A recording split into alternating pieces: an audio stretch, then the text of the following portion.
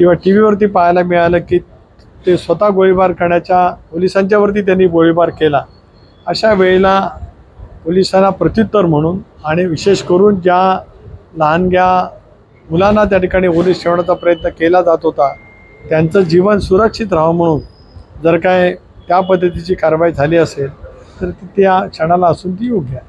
विरोधकांकडून टीका होते, आपण रोहा शहर अनेक वर्ष मागे नेलेलं आहे. तुम्ही पण रोहा शहरातले नागरिक आहे. रोहा शहरातल्या कुठल्याही नागरिकांना अगदी झाडावरच्या पाना फुलांना विचारलं तर रोहा शहर 40 वर्षात मागे गेलं का पुढे गेलं ती पानं फुलं सुद्धा सांगते, निशब्दपणाने सांगते.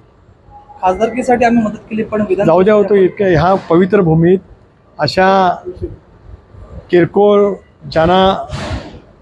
ज्यांचा DNA विकृत मनोवृत्तीशी जोडला गेलेला आहे त्यांच्याबद्दल मला बोलण्याची इच्छा नाही.